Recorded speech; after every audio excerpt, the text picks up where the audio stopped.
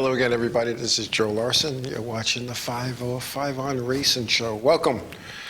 This rainy night here on Long Island. I'll tell you, it was like a fire truck hose was spraying the windshield. Like there was no visibility. It was actually fun driving here. I get a kick out of that stuff. You know, the adrenaline gets pumping, and it's all good. It's all good. But no, WJ, I'm not wet because I don't have a convertible. I have a regular car, and I park under a thing, so it's pretty good. But and thank you, Silverback. Some early birthday wishes. My birthday is actually tomorrow, but I appreciate that. 56 years old I turn tomorrow. Who would have thought? I can remember when I thought 56 was old. But I feel pretty young, especially after this weekend at the Icebreaker at the Thompson Motorsports Park. And working with my team, I had a great time at Thompson. We'll talk about Thompson later on. But I got to tell you, I had a great time at Thompson. And it was kind of different because this was, to me, it was opening day. I didn't go to Daytona or to New Smyrna or anything. But you know, I felt like a regular person. And I'm going to get into this a little bit because you know, I arrive at the racetrack, and for those who are close to me in my little inner circle, they know I had some personal things going on last week and could not get up to the Icebreaker until Sunday. And so I go to the sign-in window. I go to sign in, and they don't let me. I'm like, excuse me? And I know they were just doing their job, but I go to sign in, and they were like, do you have your NASCAR license with you? No, I don't. In fact, I don't have one at all. I'm getting it today. Oh, well, you can sign in without a NASCAR license. Now, I'm on my team's list. I'm, ready to rock and roll and go. And I says, well, where's the person that sells the licenses? Shouldn't they be out here then so I could get it? Because traditionally, you let us sign in, or you let the team sign in, and they get online and go get their license. And, oh, nope. And with that, the person that was doing the sign-in opens up a folder that has all the teams, and each team has their car number and who's on the list. And you pay a reduced rate. Like, 10 people get in for a reduced rate, and it's a substantial reduced rate. And I see that my name's on the list, but then she flipped a page, and in a handwritten note it said, and not just me, but anybody without a valid NASCAR license cannot sign on the team. And at first I was like, I can't, man, I'm not even in, and the games begin. But that's not what was happening, so I want to clear that up. But basically it was, in the past, many people were signing in with a team that did not have not only not a valid NASCAR license, but they didn't have a NASCAR license at all. So what has happened is the powers to be, and I'm sure the series director and his superiors said, hey, you know what, we're getting taken advantage of here. And we have hundreds of people signing in, but we don't have hundreds of licenses sold on our series, so we need to crack down. To make a short story long, I was able to sign in, but I was instructed to immediately go find the person who does the license applications and whatnot. And I found that person, and they were busy. They were signing in the pit crews for armbands so they can go on pit road, because without an armband, you can't go on pit road.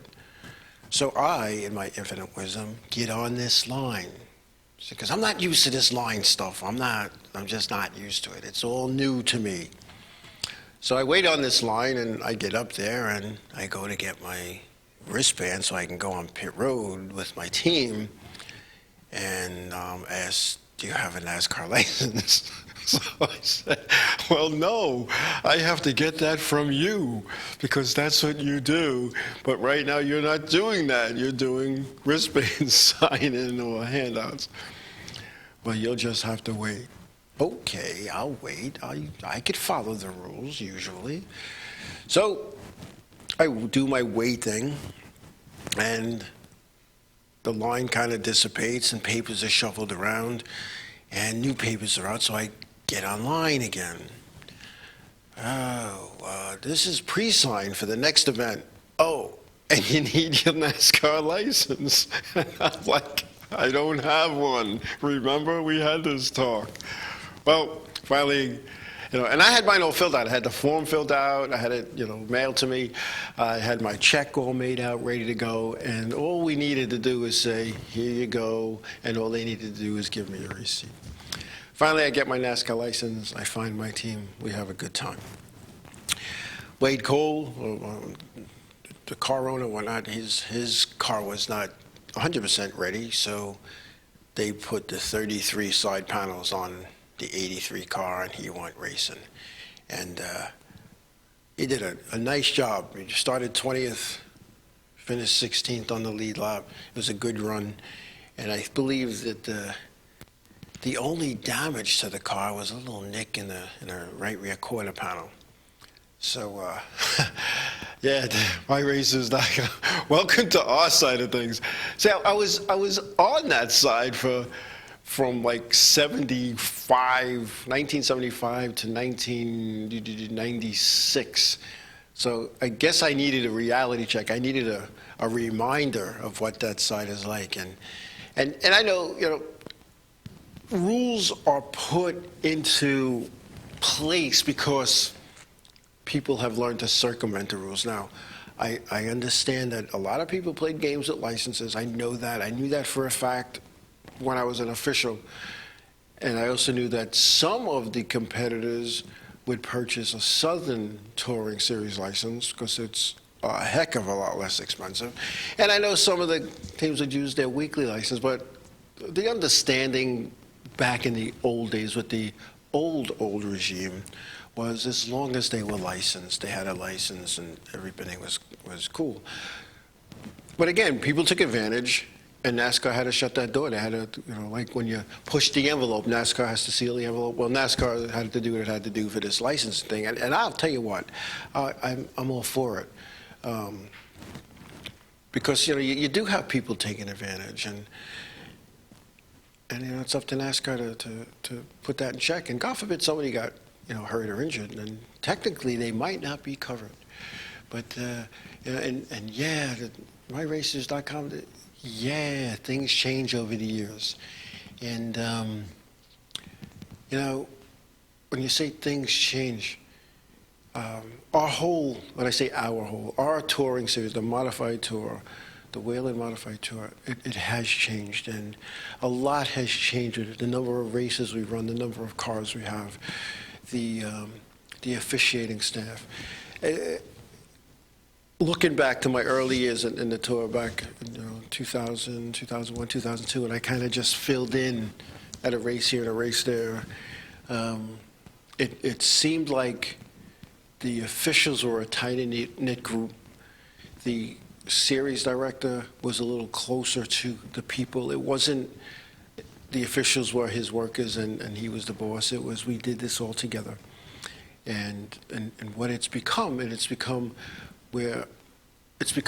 to say like a real job. You have a boss, and a boss who answers to people, and people who dictate to the boss what has to be done, and the boss becomes the messenger, and he tells his people that are in charge of certain groups, this is what has to be done, and this is how we have to do it. And there's no deviation from that, and you know what, maybe that's a good thing. Maybe it's a good thing. And I don't know, Silverback, I'm going to disagree with you maybe for the first time in a long time.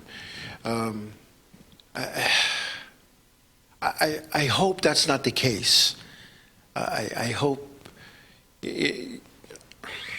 Quick story. Years ago, when I first became an official, not until, but I first became an official at my local racetrack, at the drivers' meeting, they said, you can't go on a racetrack without a hood unless there's extenuating circumstances, like it's so mangled it can't go on or whatever. So what happens? A car rolls up the ramp at Riverhead, and I got to call up to the tower. I got to call up and says, look, I got a car on the ramp with no hood. The hood pins are missing from the last record. And he says, well, who is it? And my question back was, this is like my first race. My question back is, does it matter? And it's like, who is it? So I say who it is. All right, let it go. The next guy rolls up. He doesn't even have fenders on his car, let alone a place for hood pins. His car got destroyed, but he's trying to get back out there. Who is it? Oh, it's this guy. Tell him to fix it. And that's when I learned, back then, Silverback, yeah, depends on who you are. But I'm not seeing that too much more. And Kevin, you might, maybe all right. Maybe it is about the money. I don't know. Is it about the money? And let's get into that. And I didn't plan on talking about that, but let's get into, is it about the money? NASCAR is a business. They're in the business to make money. They're in a business to put on a show. And they don't care who wins. They don't care who loses. They don't care who shows up. All they care about is they put on a show. And they put on a good show for the fans so that the fans want to come back to the next one. Is the show always a good show? Maybe not. That's an opinion. That's some people might say. If you're going to watch a good competitive race, Sunday at Thompson, that's exactly what it was. You got what you asked for. If you go to see wrecks and crashes and cars blowing up, it wasn't a good show because that didn't happen. But the money, and I'm gonna say this. Is it about the money? No, it's about being a profitable business. That's what it's all about. The business needs to make money. The business needs to sustain itself. And if this business doesn't make money, the business is out of business. It's just that simple. It's like the racetracks all across this country that closed up. Why did they close up? They didn't close up because people didn't go, fans didn't go, race teams didn't go. They folded up because they didn't have the money. They couldn't sustain it. And one of the things you have to understand is, if you're going to become a track owner, and I'm not thinking there's any potential track owners or operators on the chat room or just watching, but if you think you're going to run a racetrack 26 days out of 365 and make a living, it's not happening. It's not happening. If you have another business where the racetrack is just a spin-off of your business or a side shoot of your business or just another business that you're into, then you might make it, because you might have to borrow from one of the other businesses to pay the bills. And I'm going to tell you, and I know this for a fact because it happened to me, there were nights that the Whelen Modified Tour showed up at Riverhead Raceway when I was the chief steward there, and I was told, or I shouldn't say told, I was asked if I could be paid next week. Because after they paid the big purse, because they used to pay a pretty nice purse at Riverhead, after they paid the purse and all their expenses, there wasn't enough to pay me. It happened once or twice. And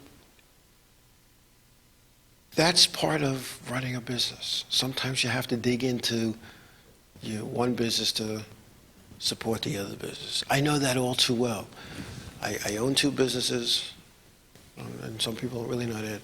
I own two corporations, JJ Literary and JTL Enterprises, and there are times where JTL's had to help JJ Lit, and JJ Lit's had to help JTL, and there's been times where me has had to help both of those.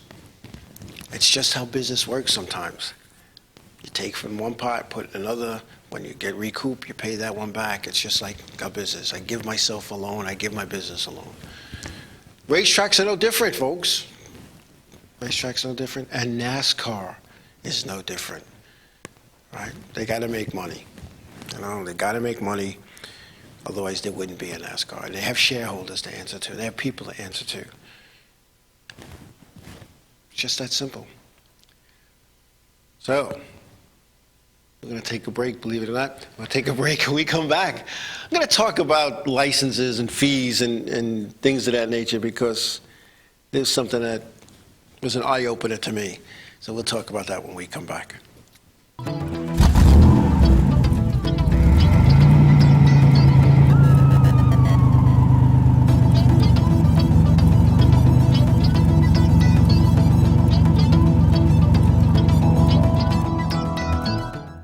Transmission of lice occurs from being in the wrong place at the wrong time. Like catching a cold or a flu. You have guaranteed peace of mind in every bottle of Got Lice because all of our products are completely natural, And organic. but strong enough to cover all your lice removal needs while being safe and effective. Our professional technicians are specially trained with our exclusive proven technique to successfully comb out head lice. We come right to your home at your convenience. Whenever you want us. We bring everything needed to perform a successful and complete comb out while eliminating your head lice. And we leave you with our exclusive complimentary products to use for the next 10 days following our treatment. For free. Our technicians also check all family members who have been exposed to lice.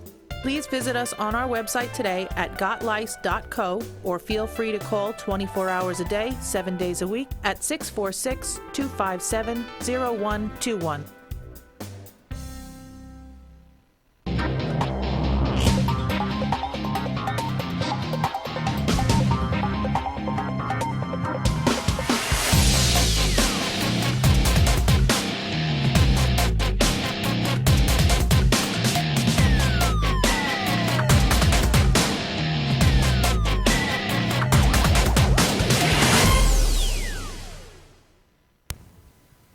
Hi, I'm Dave Canfield, host of Nerdgasm.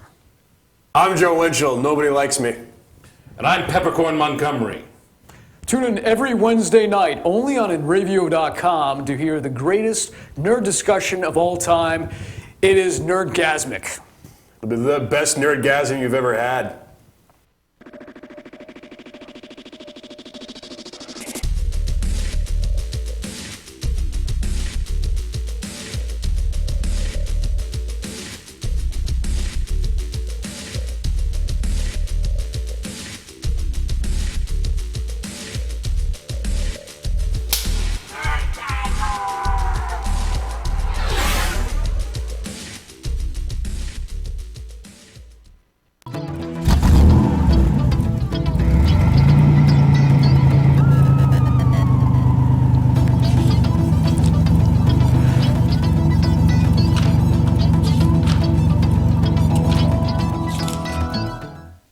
Hey, this is Gina.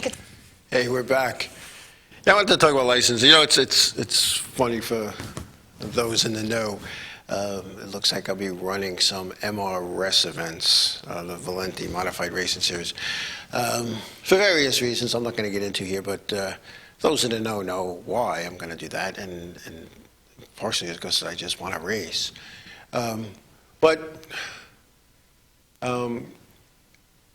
I had to go, you know, I went and downloaded the rules and you know, what I need to do and how you need to do it and the things that we need to change on the car and that's where the 80, as I call it, the 83B is going to come into place. And I looked at the licensing, and now I know you're comparing coal to diamonds, and I don't mean that in a derogatory way. You're talking about a multi-billion-dollar corporation that's been around for over 50 years, as opposed to a person who I don't know, who started the Valenti Modified Racing Series, Mr. Valenti. I don't know him, never met him. I'm looking forward to meeting him, however. He does not have the resources and the money that NASCAR does, you know, Big Brother has. But he started this series. Now, I'm sitting there and I'm going over the license fees. Now, on the Wheeler Modified Tour, as an owner and a driver, the license fee is $370. That's a driver and owner. Now, for a crew, I believe it's, and I'm going by memory, I think it was $270 for a crew. Now, whatever it is, it is. And I know a lot of that goes towards insurance and things of that nature. And I've, as everyone knows, you know, I got injured in a NASCAR event, and NASCAR paid a lot of money, a lot of money to put me back together. And that was after what my insurance company picked up. So I have... thanks, Silverback. 310 Silverback's telling me for a crew license. So 310, wow. And when I had that wreck and went to my insurance company wanted to put it through my no fault because the report at the hospital was injured in a car wreck.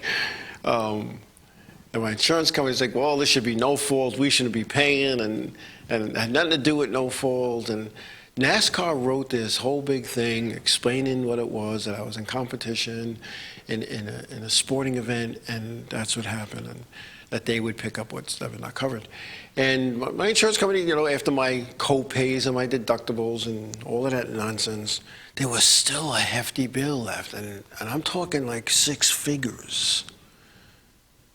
NASCAR paid it. Like, they got the bill, and a week later, a check went out.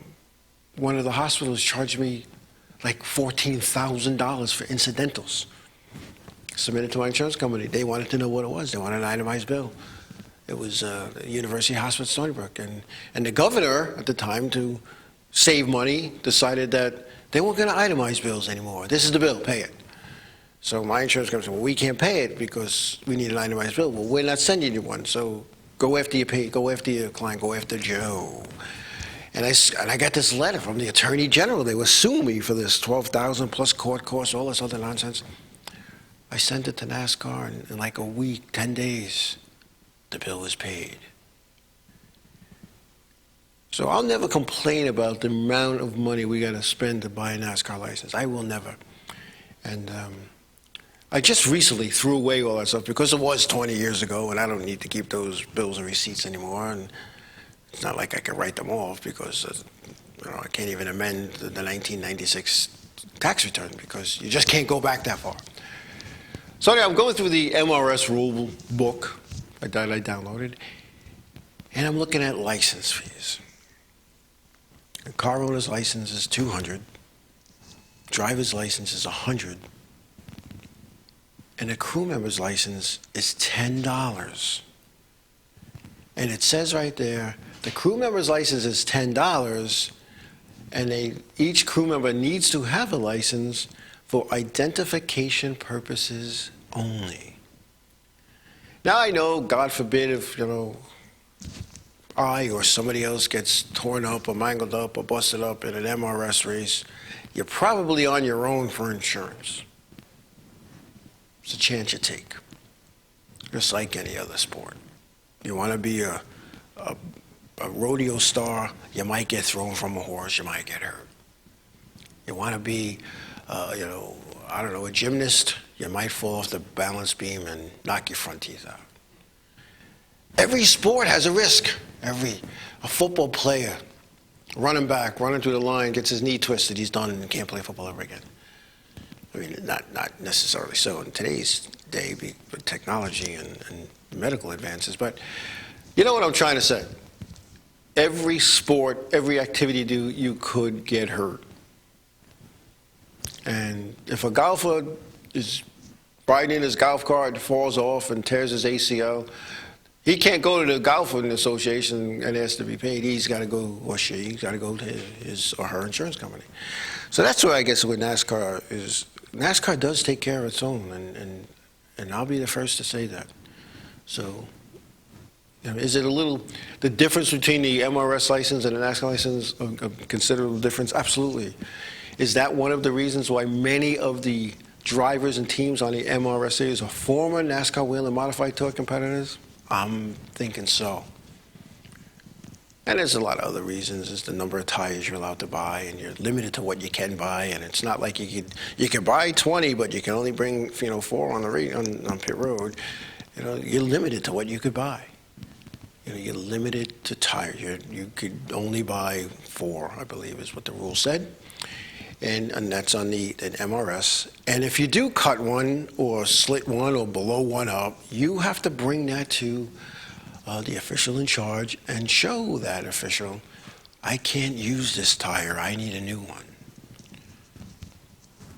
And if they think that it was, you just took an ice pick and stuck it in the sidewall, or say you have a flat, guess what? It's going to be real hard for you to race on 3 tires. So they've watched the course on that. Let's see.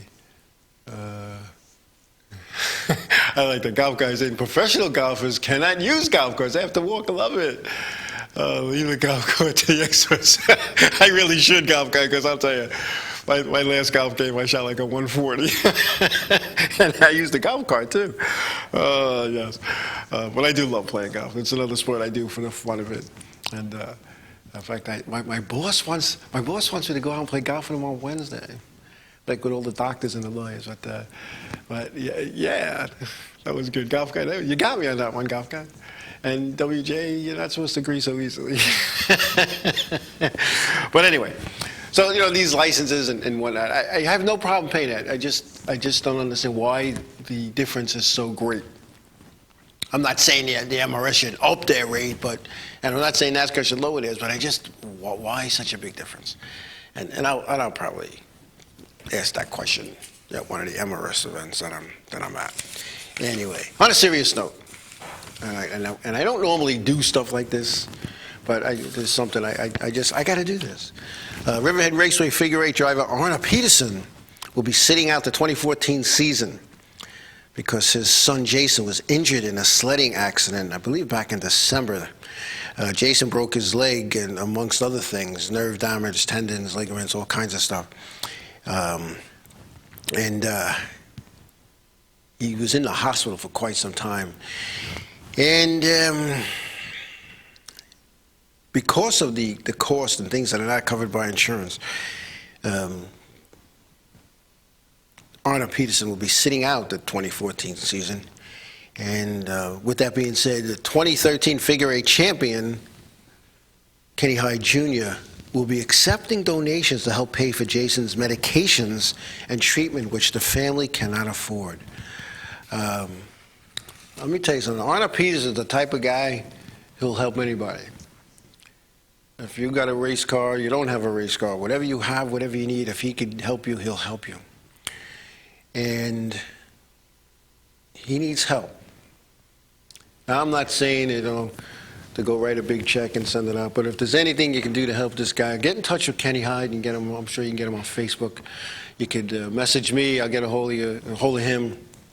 But I know I'm going to reach out to the Suffolk Association of Figure 8 Racing and see what they could do in regards to fundraising and whatnot, because there's nothing worse than having an injured child that you can't give the best treatment to. And again, it's not something I don't normally get involved with stuff like this in a public way. I normally do this kind of stuff in private. But this is a racing show. This is a racer that needs our help. And we need to do that. We need to help him out. And not so much so that he can go racing, because I think that's the furthest thing from his mind right now. But I think it's less about getting his son the treatment that he needs, his son Jason. So reach out for me, message me, call me, whatever. Kenny Hyde, you can find Kenny Hyde Jr. on Facebook. And he's going to be coordinating this. And I'll tell you what, the Figure 8 guys are a good bunch of people. They help each other out in times of need. They were there for me back in '96. Not only was the club safer there for me, but many of the competitors, and namely Kenny Hyde Sr., who that year we beat and banged each other so bad that we ended up getting big fines and suspensions. And Kenny Hyde Sr. was the first guy to come visit me when I got out of the hospital. So let's see what we could do for Arna Peterson and his family, because I saw Arna at a Daytona 500 party. Not that he was celebrating a party, but he had stopped by where the party was to bring some food up to the hospital, because his family was just sitting bedside. So, and he kind of told me what was going on. I just didn't realize the seriousness of this, and that things aren't getting covered in certain treatments and certain medications and all right. So, whatever we could do. Anyway, guys, having fun with this golf thing, huh? You got me.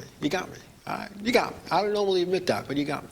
But anyway, Arna Peterson, good guy.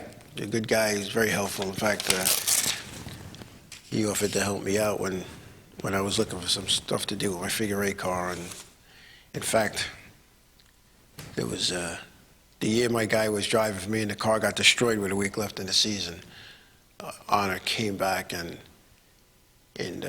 came to me, and he was willing to bring it to his place, his shop, his crew, his guys, and they were willing to put it together for me. And if I'm not mistaken, we were competing against his brother for that spot in the points.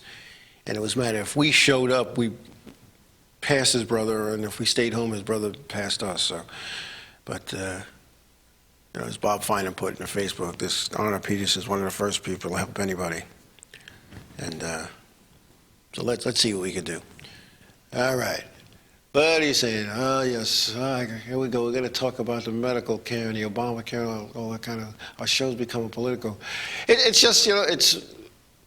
Again, not to go off on a tangent about medical care, but medical care in this country is just not what it used to be. And again, that's why I'm so happy that NASCAR was around when I tried to make a new exit in the front stretch of Red Raceway, because I didn't have to worry about a thing. I didn't have to worry about a thing. My insurance company didn't pay it, NASCAR did. If I needed to get a babysitter, NASCAR helped. Me and my wife at the time. There was no questions asked. A lot of people say they never got coverage with NASCAR. They was around. If you do what you're supposed to do, and I don't see a lot of competitors in the chat box right now, but if you do what you're supposed to do, or crew members, if you get injured at a race, no matter how insignificant it may appear at the time, go to the medical people, make sure they take a report. Whether it's Friday night, Saturday night, whatever night that this event happened, you get hurt in the pit area, or on the racetrack, report it. Because you don't know what tomorrow is going to bring, okay? So you report it. On Monday morning, Tuesday morning, whatever it is, you call the racetrack and you let them know what happened so they could follow up. And then you call NASCAR, the Competitors Liaison Bureau, and you tell them that you were injured at the racetrack. And they will then await the report from the racetrack, and then they will send you some forms. Don't just throw them on your kitchen counter, on your desk, or on your table. Fill them out. Make a copy for yourself. Mail them back. You're now covered. But I want to give you a little clue about something, which is some competitors have messed this up. If you're injured in a race car as a competitor, and you fill out all the paperwork and you get your claim number and all of that good stuff, and next Saturday night you're going to be a He-Man, you're going to tape it all up, and you're going to take all these painkillers so you don't feel it, and you're going to compete. The moment you compete and the green flag drops, your coverage stops. Because if you're well enough to compete, then you don't need their help. Okay? I don't know. I don't know, Kevin from Long Island Need for Speed. I don't know about press people. I think, and I'm only thinking, and don't go quote me, don't go say, hey, well, Joe told me. I believe if you've signed into the pit area and you have a valid NASCAR license and you're injured, your car comes off the racetrack and runs you over, then you're covered. But if you're in there as a press person, as a guest of the facility, NASCAR has nothing to do with that. And you're in there as an independent contractor, and as an independent contractor, you are exactly that, independent. As many of you know, I umpire high school girls softball for Section 11 here on Long Island, and I'm considered an independent contractor. Last year, I mangled a finger on my left hand. This year, I thought I broke my hand a week and a half ago, and it turned out to be a deep bone bruise, and I wish it was broken because it probably wouldn't still be hurting. And I'm on my own, so my insurance has to pay it, and I'm responsible for the co-pays.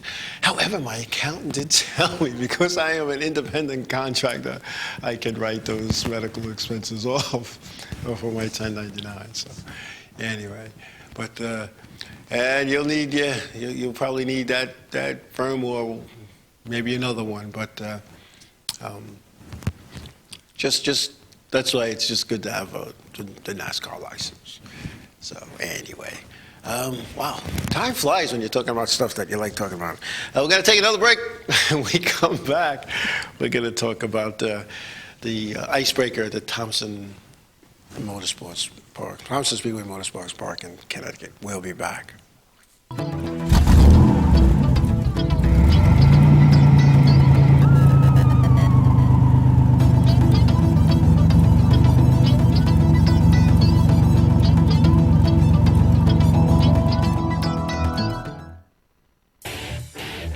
InRavio.com.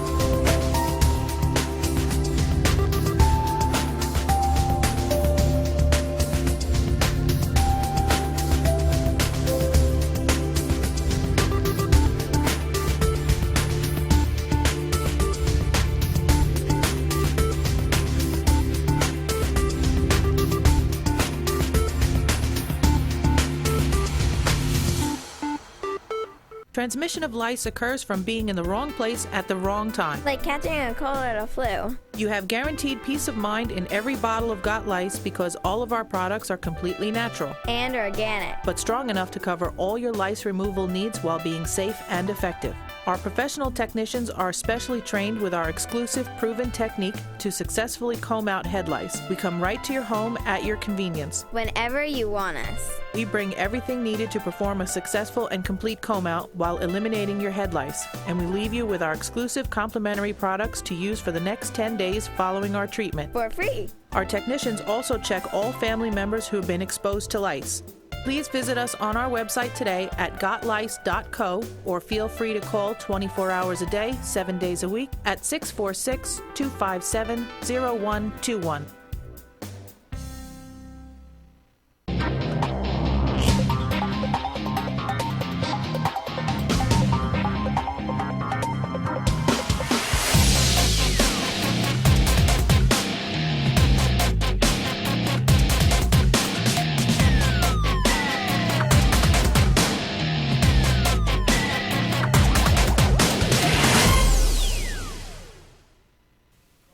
Hey Beatle fans, I'm Glenn Calderon. And I'm Lucy Diamond. Join us every Tuesday night from 8 to 9 p.m. Eastern Time for Beatles Across the Universe. On InRavio.com. Broadcasting to the world. Catch us.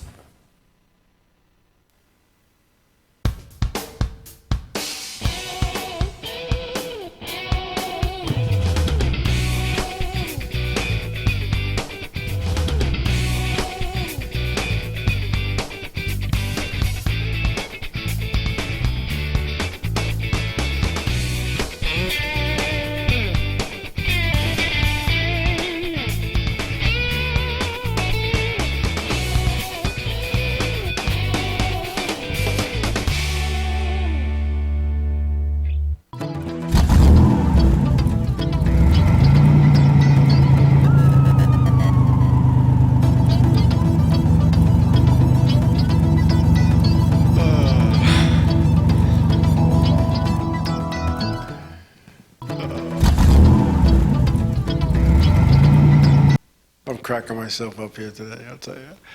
Yes. Anyway, Whelen Modified Tows at Thompson for the Icebreaker this past weekend. I'll tell you what, it was, in my opinion, a very good race. Very competitive.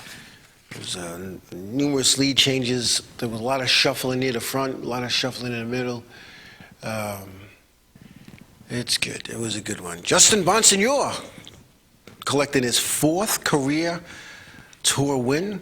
It was amazing. It was just, he's kind of hovering in the top 5 most of the day and battling out with Woody Pickett and Doug Colby and even Timmy Salamino. But it was, I'll tell you what, it was a good race. Woody Pickett in his first ride on the tour with Brian Chu in the Buzz Chu car. Doug Colby third. Timmy Salamito fourth. Eric Goodale fifth. Ron Uhorst was sixth. Ronnie Silk seventh. Teddy Christopher eighth.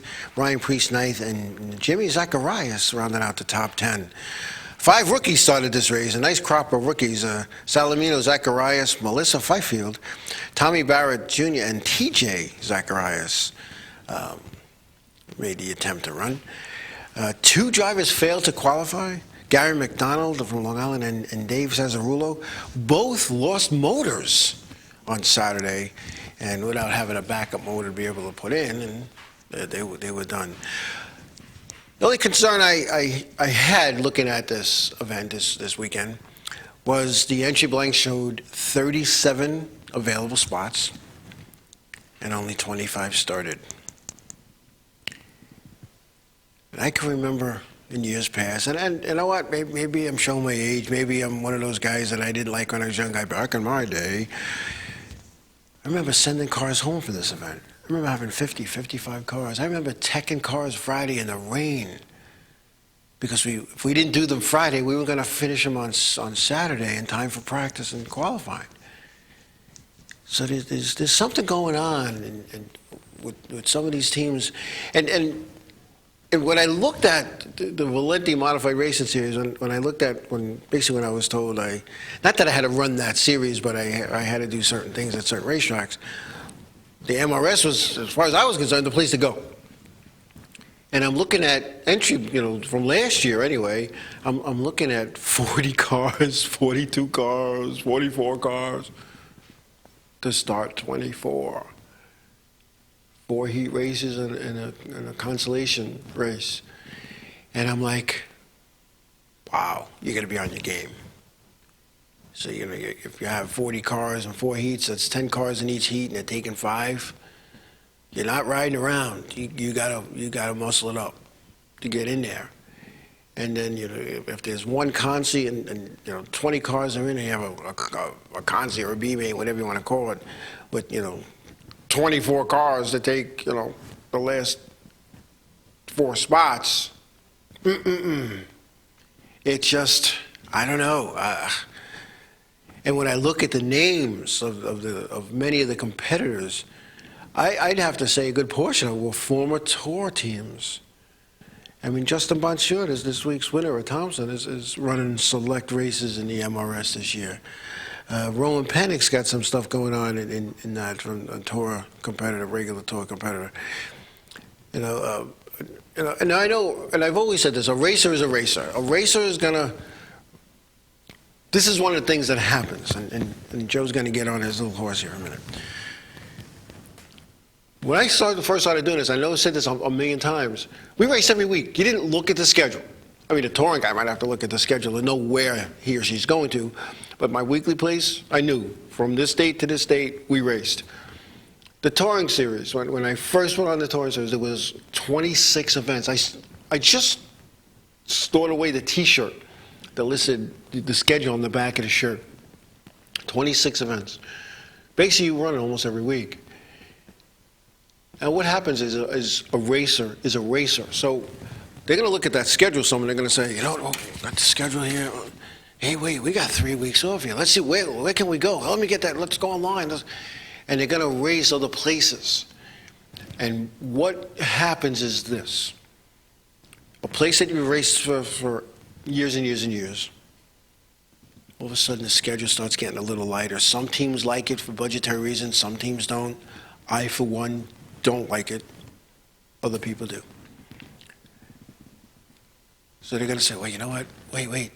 This series, they have tour-type modifieds. I'm going to go there. I'm going to go race there. So they go there, and they spend a heck of a lot less money. And when they do their, what I call the dollar for dollar review, wait, I spent this, my return was this. Wow, well, I only lost, X number of dollars, not X times 4. I wish somebody would take a look at that. I wish somebody would take a look. And originally these other spin-off modified tour type series, nobody paid attention to.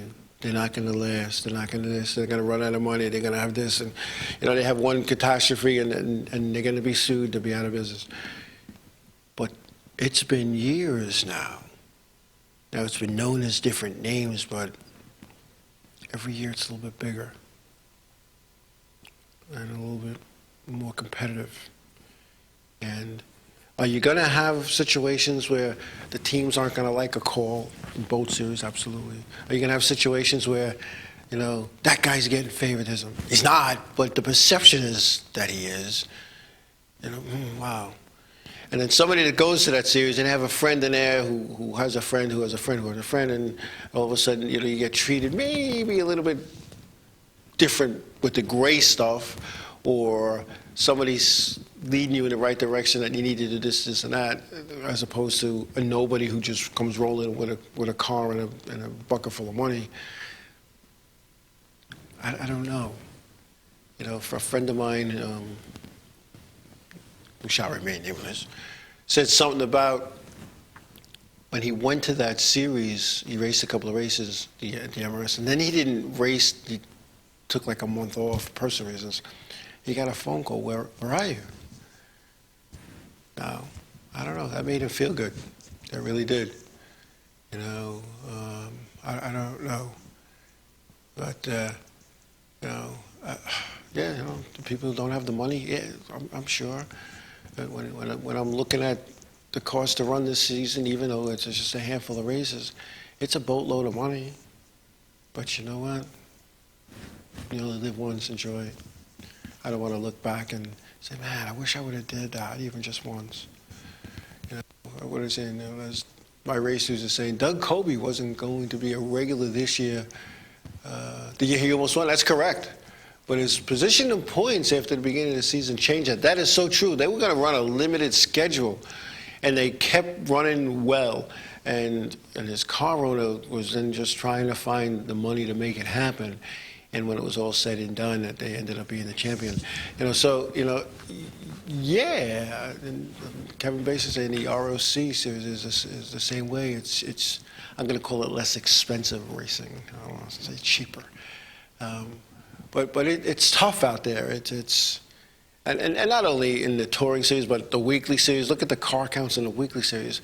Look at the Sprint Cup, where these guys have multi-million-dollar sponsors.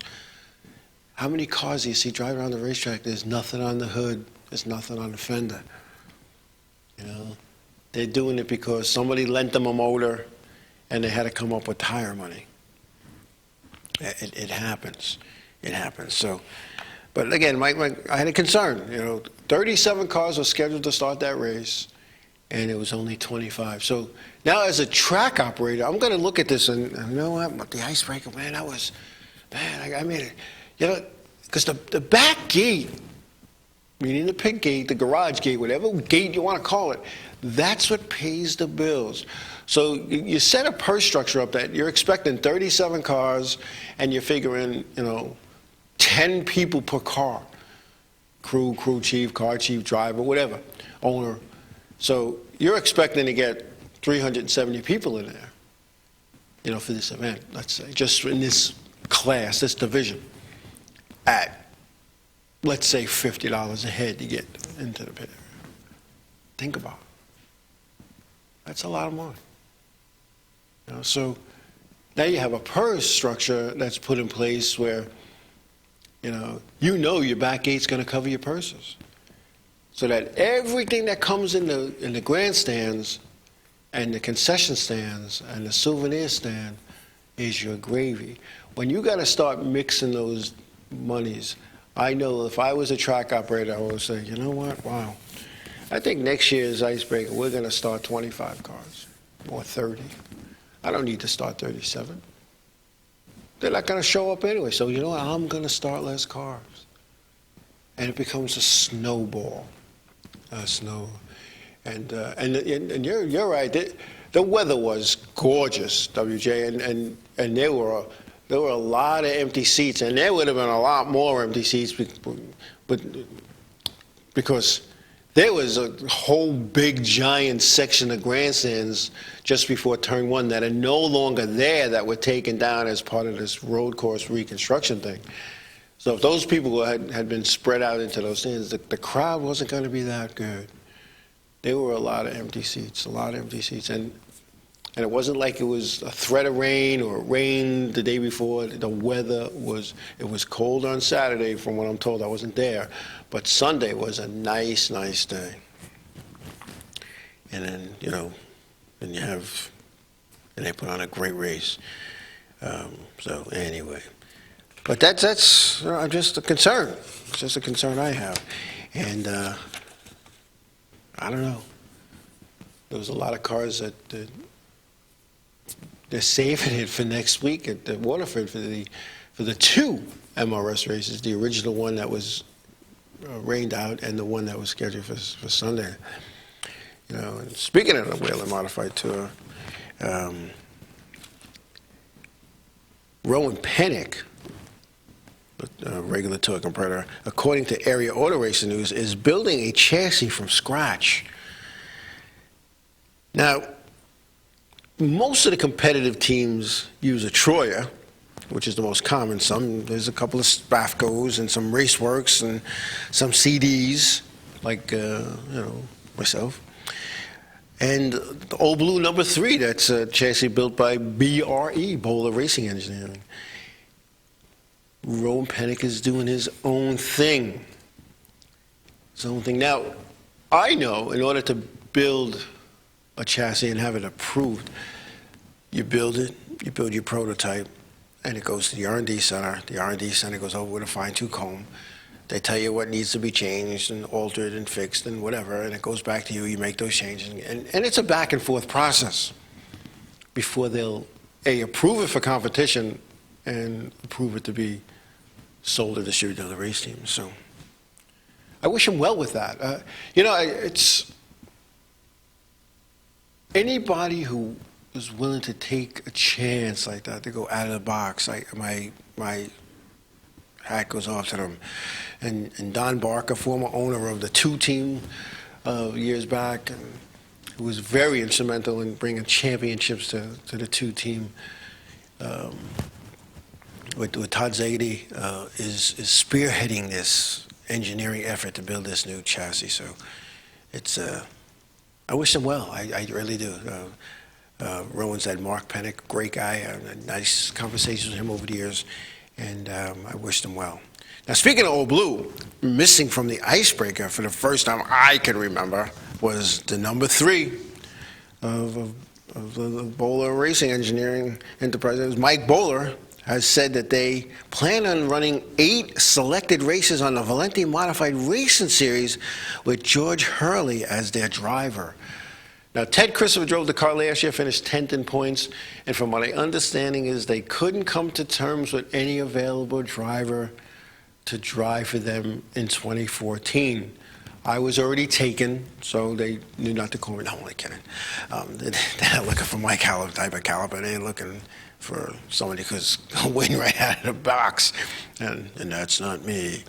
But it was just odd not to see them there, parked in a familiar spot. Not that there's a familiar spot now at the Thompson Motorsports Park, because they all garages now. It's nice, but they used to park them based on hauler size, and the 3 and the 4 were always pretty much together, except when Teddy was driving from them, they needed to be at the other end of the garage for some reason. But I don't know.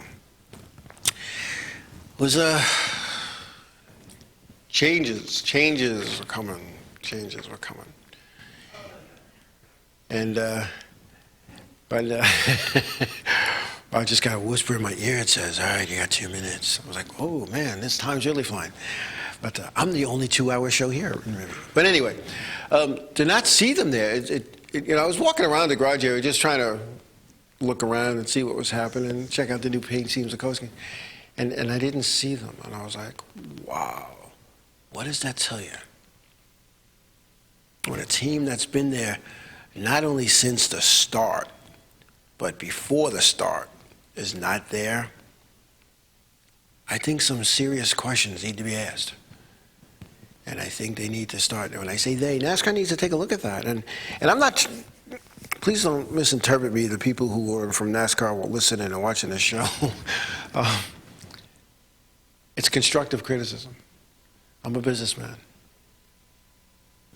And when your customers start going elsewhere, you need to find out why.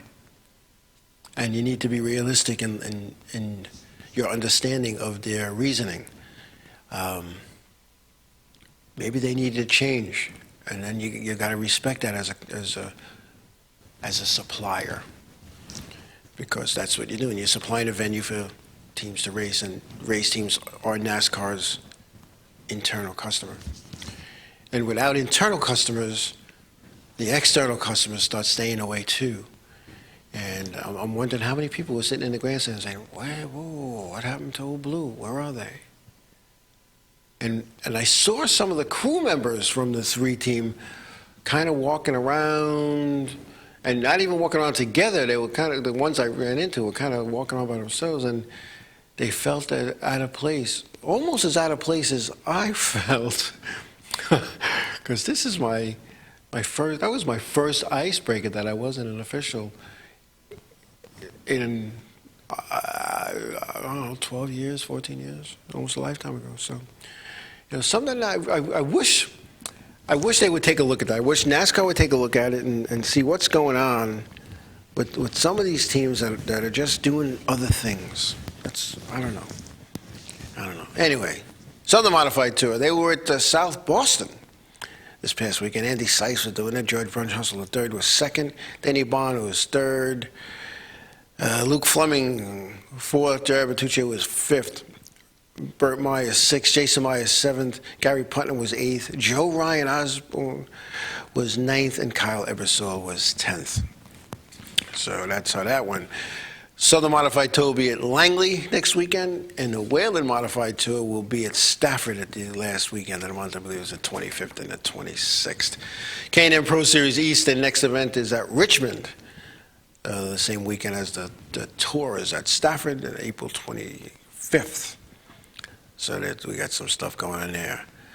Another sad note, former NASCAR driver Shauna Robinson, who was the first woman to win a pole in what is now the Nationwide Series, has been diagnosed with breast cancer.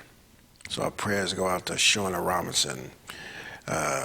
It's funny, as we get older, we're starting to hear more and more of this about people that we grew up watching racing, watched race and met and knew and all that kind of good stuff. And, they're getting on in age, and some of them are passing on, and some of them are getting these diseases here, cancer. It's just a tough thing. But prayers go out to Shauna Robinson and wishing her only the best, and hopefully she could beat this disease.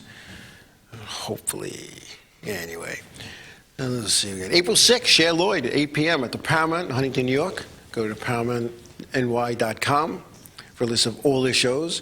And to win tickets, go to the contest tab at InRavio. Got to be in it to win it.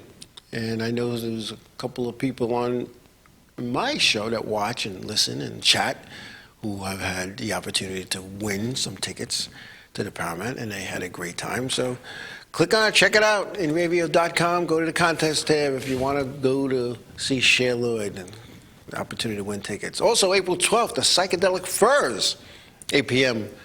at the Paramount in Huntington, New York. Again, ParamountNY.com for more information on all their shows. A nice place, nice venue, a nice partner of InRavio.com. Anyway, what else we got going on? Okay. NASCAR. NASCAR is considering major changes to the Sprint Cup engine program in 2015, cutting horsepower to improve competition and extend engine life. Yeah, I'm being silent. So what does this mean? What do they do with all the motors and equipment they have now? Throw it away? I mean, I know the powers to be, they're a little bit, maybe they're a lot more smarter than I am. And you know what? The rich teams are still going to go faster than the not-so-rich teams, no matter what rules you put in place. Okay? Just how it is. It's dollars to horsepower. You know? Dollars to horsepower. I don't know. I don't know. But I'm glad, I am glad though that NASCAR does take a look at it. They know the product needs to be tweaked a little bit. And I think the races have become more competitive than they were in 2013. And I think the racing has gotten a lot better than it was in 2013. And I know they need to do something with the motor programs. But you know what? The big buck teams are still going to have the fastest motors. Hendrick is still going to be flying. Joe Gibbs is still going to be flying. Stuart Haas is still going to be flying. I don't know. And I mean this in a polite way. I'm glad that NASCAR is taking a look at that they need to make the product better. But I don't know if changing the motors is the way to go. I think the way to go is these multi-car teams need to be busted up. Because a single car team, when they go test somewhere, they're showing up with one car and they're getting the data from one car. But some of these multi-car teams, and even though there's different names on the owner's license, corporately, there's a group of cars. And I know they've kind of even changed the ruling on how you can test and where you can test and how many times you can test. But the big dollar teams still have the advantage. And that's always been the way. Back in the 60s, Richard Petty had all that money and everybody else is struggling. And as I read in the book somewhere that somebody went up to him and when he was kind of floundering towards the end of his career, and somebody goes, where's all that money now? Now all the teams have the money and you don't. And kind of not a nice thing to say, but that's where that's at. It's just, I don't know. It's just one of those things, I guess. I just wish that. How do I put this? I just wish that NASCAR was a little closer to the competitors, at least in the touring series. I can remember years ago meetings with car owners, meetings with crew chiefs, and that stuff's not happening. You're not getting feedback from the people who are in the trenches up to their elbows in grease and parts. And, you need to do that. I don't know. In the old days, it was, I agree, Kevin. The old days, it seemed to be better racing. The drivers were able to drive the cars, and restrictor plate racing I'm not a fan of. Were the cars getting too fast? Yeah, they were. I don't think putting a restrictor plate on it was the way to go, because now you're flat-footed around some of these places where let the driver drive the car. Let the driver drive the car. That's all I'm saying.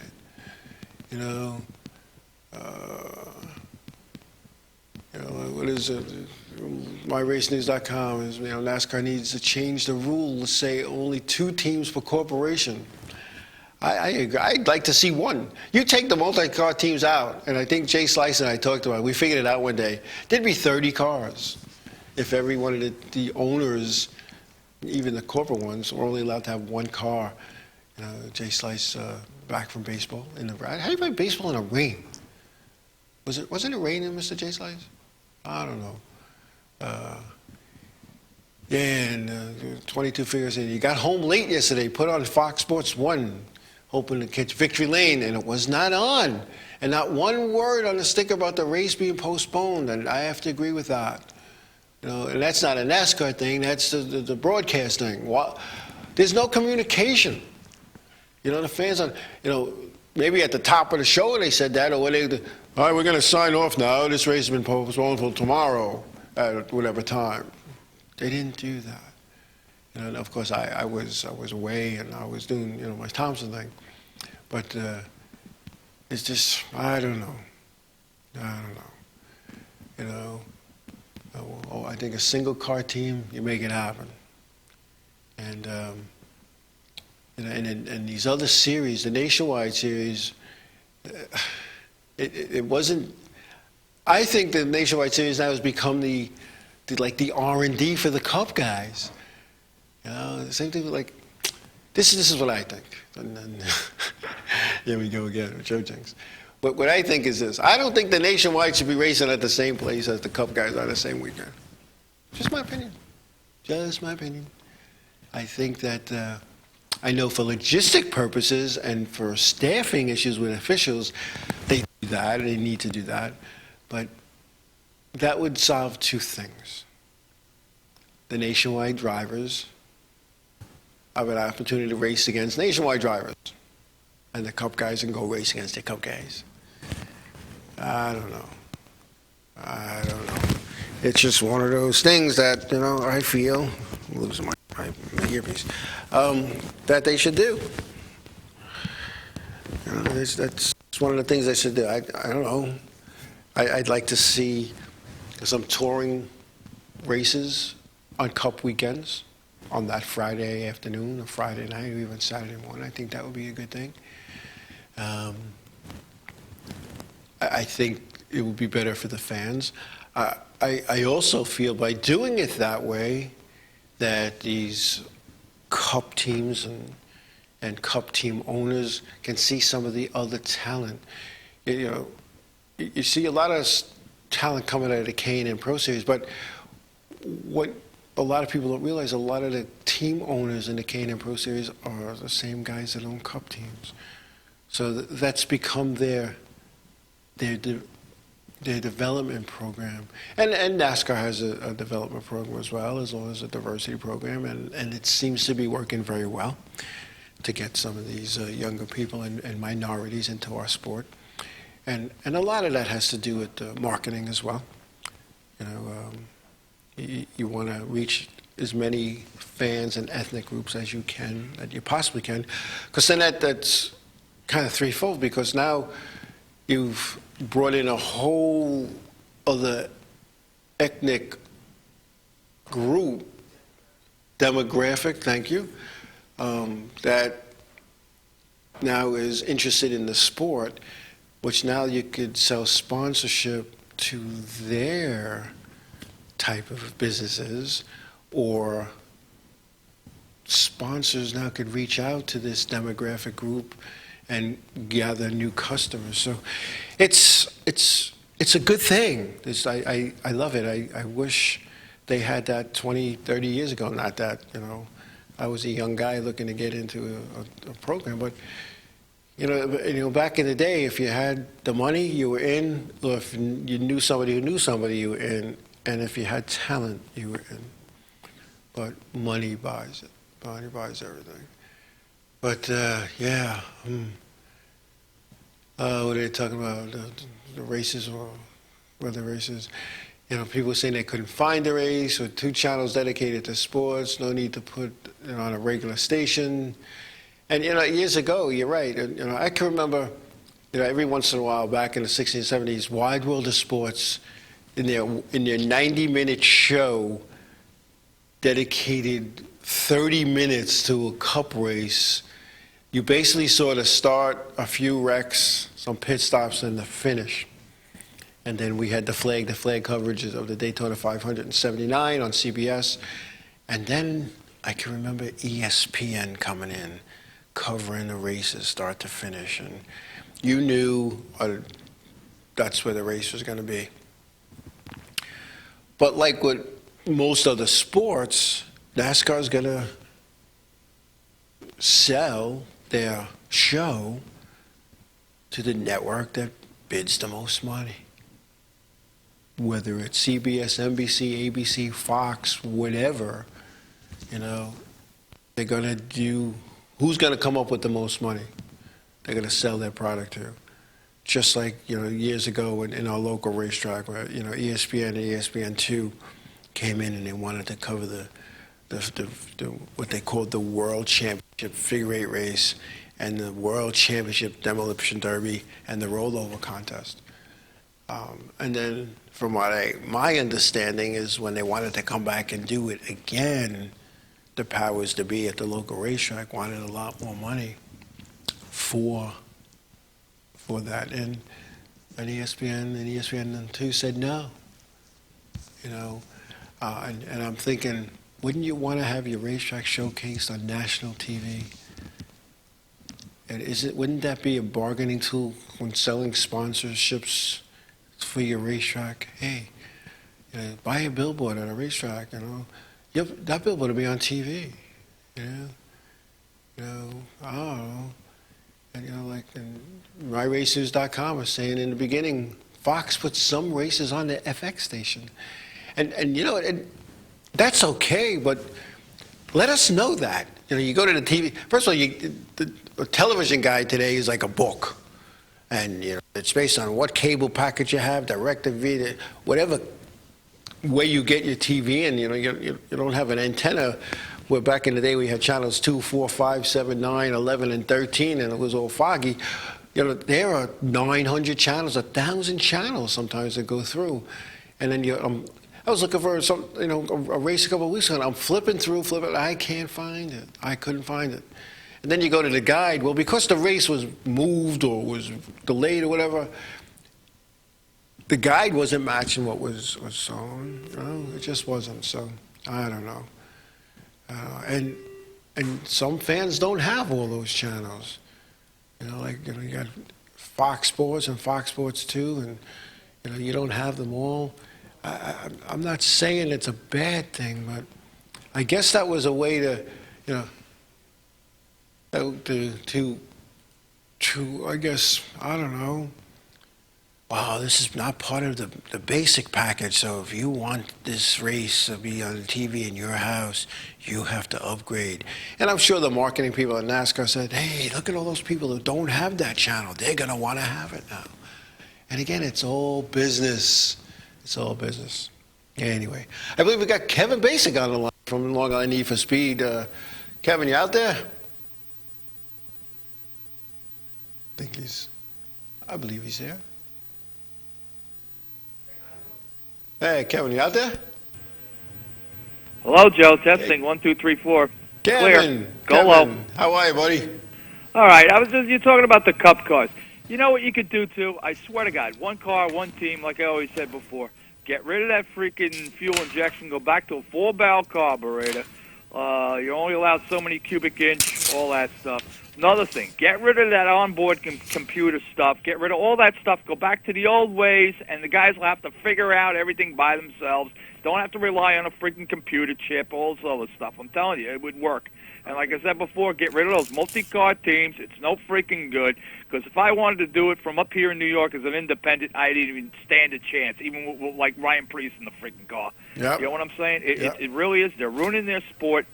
How come you don't have fuel injection in the modifies? Modifies used to have fuel injection. I remember the velocity stacks coming out of those cars. Yeah. You know what I'm saying? Modify doesn't have a freaking computer chip in it and stuff like that. Come on. I think NASCAR's fixed. I swear to God. They want certain people to be in the chase, and they rig it up somehow so that certain people can be in the chase.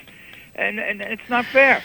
It really ain't You've fair. said that a few times. I don't watch it no more. You really believe that the NASCAR is controlling the outcomes of the events. You believe that?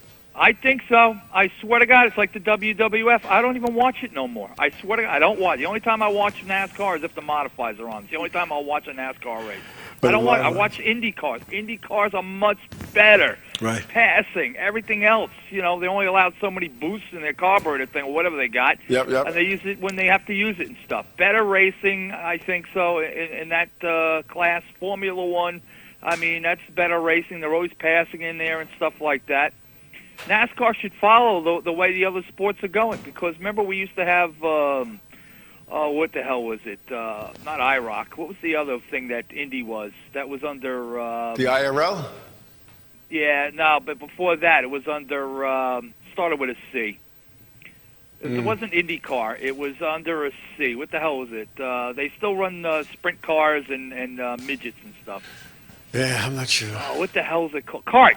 Remember it was under Kart? Kart, yeah. And then Kart fell apart and stuff. I think that's what's going to happen in NASCAR. I hope not. And I'm telling you, with the other series, it's cheaper racing. Remember I gave you all those videos from the ROC? Yeah. Look at all the cars they had. Look at the way they race. They race on one tire. It's called the Race Master tires or whatever it's called. American Racer. Yep. Cheaper racing tire. you know, and Valente gets tons of guys going to their races and stuff like that. You know, because it's cheaper racing. You don't have to wear those fire suits and stuff like that. It's like going to your local track on a Saturday. Yeah, there's no pit stop, so you don't need all of that stuff. Nope. They pack the stands. Way better racing. Don't ask me why. It's just better. NASCAR, like I said, it's just greed, whatever. Yeah. Well, I know the Indy cars of Formula One and 22 figure eight is saying this as well. They have more computer onboard stuff than they're like rocket ships. Those things, you know. Yeah, right. They're pressing buttons to drive those cars. Yeah, right. Not like the old days, used to shift and everything else. I'm surprised NASCAR ain't got that yet. Yeah. You know what I'm saying? It's. I just wish they'd go back to the basics. Back. That's what you need. You know. They'll bring the fans back too, because guys have to work on their cars and stuff. You don't even see race car drivers working on their cars no more. No. You know, and that's another thing that you have is many of the drivers today show up with their suit and helmet. They put it in the fence. They dust themselves off. They go home, and next week they show up. Their car's all fixed, or they have a new one, and they put their suit and helmet on and go back out and do it again. You're right. They probably don't know how to set up a car for themselves and stuff like that. Say, well, the thing's a little loose. I got to add some more stagger to the right rear and stuff. You know, I think we got to go with a number 15 spring instead of a freaking 12 spring. You know, what I'm saying? The drivers don't know that crap. No, they don't. You know, even I know how to communicate that, and you know, Silverback won't get to know that this year. But you know, that was one of the things I couldn't tell you how to change it, but I could tell you what it needs. Just some people are good at some things, and some things people are good at other things. But I could give that feedback, and I don't know, you know, whatever. You're right. And MyRacers.com is saying, wait until Bruton Smith starts his own series. You know what? I see that coming. I see Bruton Smith. He's trying to get dates at his racetracks, and he's buying racetracks. One of these days, he's going to break away, and you're going to see a division. You're going to see a big division in the Cup ranks. Some teams are going to go. Some teams aren't going to go, but you know, that day is coming. I see Bill France Sr. tossing over in his grave, man. Like, what the hell do you guys do to my freaking sport? You know, You know what I'm saying? Yeah, it was, his corporations, Bill France's corporations owned or operated most of the venues, and, you know, International Speedway Corp came in and started buying racetracks, and when you look at the board of directors on one, it's pretty much the same people on the board of directors of NASCAR. And I'm not saying that's a bad thing, but once they let Bruton Smith have one racetrack, that's when they opened the door for him to say, if I get enough racetracks, I can make my own series. You're right. And once he makes his own series, you're going to see a division in the ranks. And you're going to see, first you're going to see the guys who are running in the back, 20th and down, are going to go first. Because the other ones are going to be very loyal to NASCAR. Hendrick, Gibbs, Roush, they're going to be loyal. Stewart Haas. And, you know, and even, you know, Richard Petty Motorsports, I see them staying with NASCAR if there was a division. But then what's going to happen is the money's going to shift. And who knows what's going to happen then. Maybe it'll be better racing for everybody. You know, it's boring. NASCAR's boring, and I don't know, Joe. Somehow I think it's all planned out like last year. Well, this year it's going to be Junior. We're going to push Junior this year for the championship. You know, tell all the other drivers to back off a little bit, let Junior win some races, you know, or they have some special button in there where they can make a tire go flat or something like that at the end or whatever. I don't know. I think it's like the WWF. I do not enjoy NASCAR at all. I just like my local tracks or my non-NASCAR tracks. I love modifies, the old modifies, and that's about it for me. You know what I'm saying? Yeah. Supermods are cool too. You know, the stuff that's going on at Charlotte, which is a track that's owned by Bruton Smith, you know, the man can make it happen. And I mean, look what he does. I mean, the Memorial Weekend with the Coca-Cola 600 and what he does with the All-Star race, the place is packed for that stuff. Yep. Packed. Yep. You know, I don't know. I don't know. They're even trying to do a thing down there. One of the guys who used to race with the Oceanside Eggnoggers is he's what do you call it? Big official over there with the security stuff. He used to be a New York City policeman. They're actually trying to get drill team racing down there that weekend to put on an exhibition showing Nice. what we do with the fire department. It's Yeah. Eddie Now. He used to run with what do you call it there? The 11 car. Who drove? Waltrip drove for him and stuff. Oh, okay. Who was his owner? The owner was who? Yeah. The 11 car. I'm trying to Back in remember. the day when they had Kentucky Fried Chicken, Budweiser. Yeah. He hooked up with him at a Yankee game. Oh, what the hell's his name? Yeah. Now you tested my memory here. And I usually remember stuff like that. Junior Johnson. That's Oh, it, yeah. Junior Johnson. Yeah, he hooked up with them at a Yankee game and stuff like that. Yeah? Now they're in the chart. They're asking the vintage modifieds, and people love seeing that. Where are they running, Kevin? Where are the old models running? If you want, they go to Wall Stadium. You can go check this out. Go to the Garden State Vintage Stock Car Club. You can look under Star Senior Auto Racing Club. Near New England Antique Racers. Like I said, for that old timers night, I'm going to try to get a whole bunch of those cars together. Me and my brother are working on it right now. Okay. I just want cars that race during the All-Star League. Mhm. And you know what else would be good for that night? I wish Marty Himes would help out. Some of the old-time drivers, that are still around. Like you got Georgie Wagner still around, and you got Billy Bloor still around. He's a late model driver. But you got like Al Hansen. Bring back the old drivers. And make it like an all-star league night. Have them come out. All right, so the old cars are there. They're not going to drive. But, do like the intro like they used to do during the all-star league and stuff like that. It could be a really good night of fun. I mean, I need sponsors and stuff to give these guys toll money. I'm not going to say somebody come all the way up from Massachusetts or New Hampshire for nothing. You know what I mean? Right. Try to work on trophies and stuff. It could be a really great night. I think the fans would love it. The drivers would love it. The regular people in the regular, regular drivers that drive every Saturday night will love it and stuff like that. It could be a really great time, and it could last for years and years and years. Just need the cooperation from the communities and stuff like that. It could be a really, really great night. I think so. Yeah, I do too. And to watch them go out and do laps and they're not just riding around. These guys they're going. They're going. Yeah, because each series has like a point series, and then they have a champion at the end of the year. I mean, if you wreck your car, the other guys are trying to get parts for you and stuff like that. One hand washes the other and stuff. Because we had it happen with the Pinto down at Wall Stadium. Yeah. The guy that rebuilds Bill Loudon rebuilds cars and stuff like that in PA, so he redid the Pinto and all that stuff. So, Yeah. I know MyRacers.com saying it was an Outlaw Vintage Modified series that ran at Thompson this weekend. Right. So that was good. I didn't get a chance to see it. I was back with my race car. That's history, those cars. Like It I is. said, every car my brother has history. It's not a clone car or anything like that. They're all history. If you still want to buy one, we got a couple for sale. Yeah.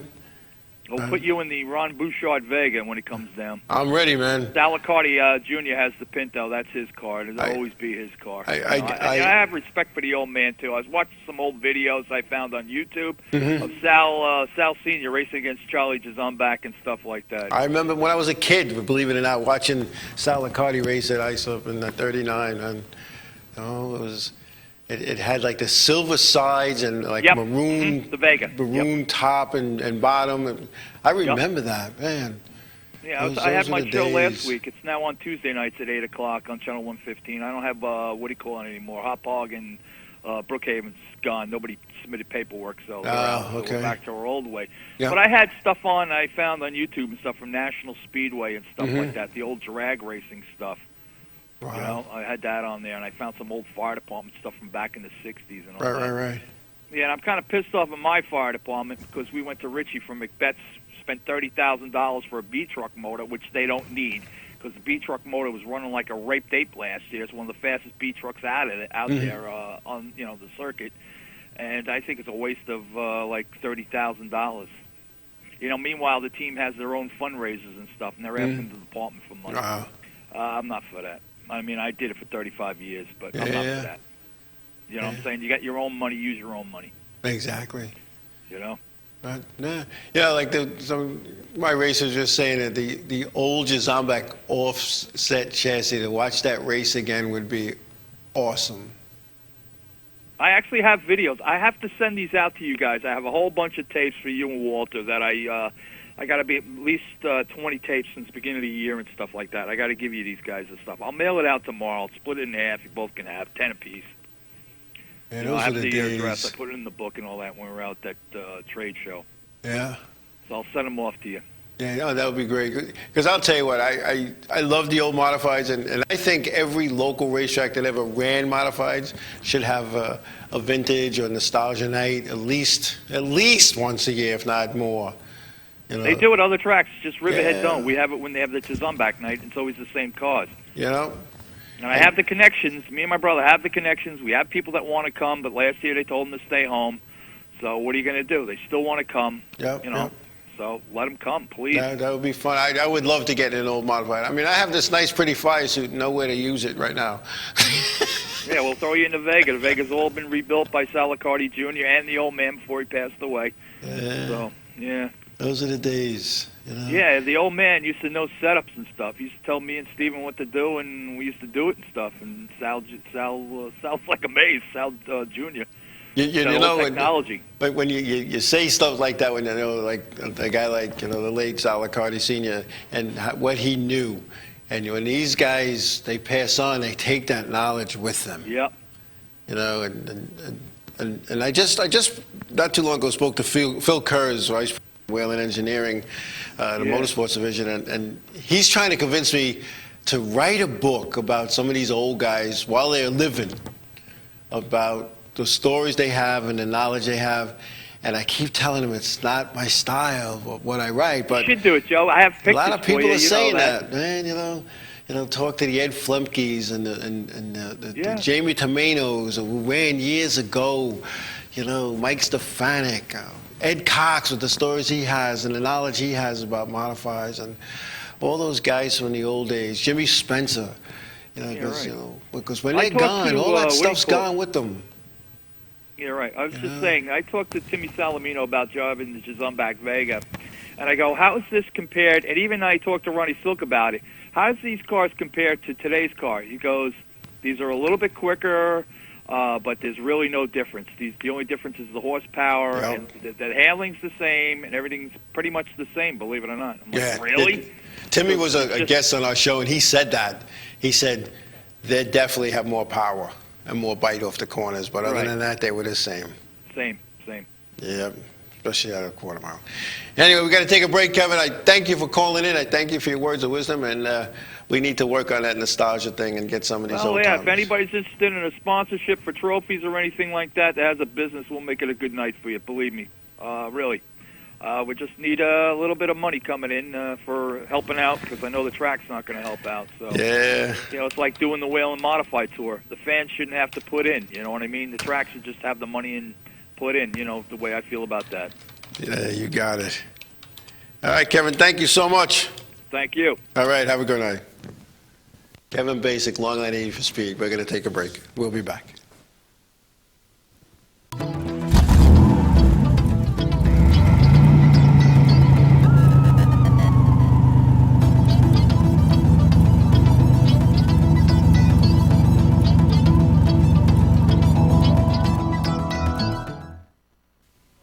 Hey, Beatle fans, I'm Glenn Calderon. And I'm Lucy Diamond. Join us every Tuesday night from 8 to 9 p.m. Eastern Time for Beatles Across the Universe. On InRavio.com. Broadcasting to the world. Catch us.